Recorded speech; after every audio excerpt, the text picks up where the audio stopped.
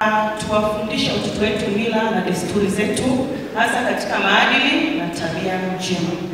Sasa hivi kumekuwa na suala la watoto kufanywa ukatili, hasa ikiwa ni ukatili wa kingono.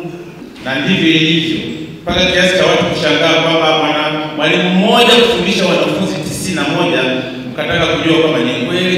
Hiyo ndiyo hali halisi. Ina maana kwamba kazi ni kubwa kwa walimu. Au watoto wetu wanapotoka nyumbani, baba anataka nikasome sayansi, lakini shule akienda kule hamna mwalimu wa sayansi. Pale tunachukuaje na tunaomba tufahamishwe. Baada ya maoni hayo mbalimbali ya wadau, mkurugenzi wa manispaa ya Singida Joan Faith Katalaia amewaambia wadau kuwa yote waliyosema ameyachukua na kuweza kuyafanyia kazi. Tumeyapokea, tutayafanyia kazi, na tutakapokutana na kikao chetu kitakachofuata tutakuwa na mrejesho. Kuna yale ambayo umeyasema na mengine nimeandika, kwa hiyo nimeyapokea. Tutaweka utaratibu mzuri kwa kadri fedha inapatikana na nafasi inapatikana, tutaendelea kuyatatua.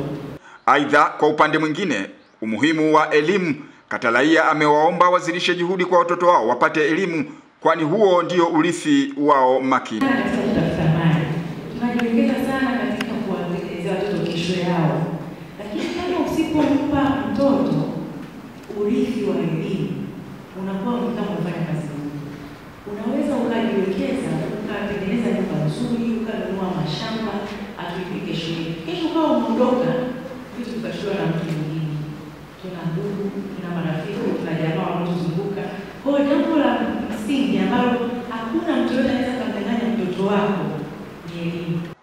Amini Nyaungo, Ali, Singida.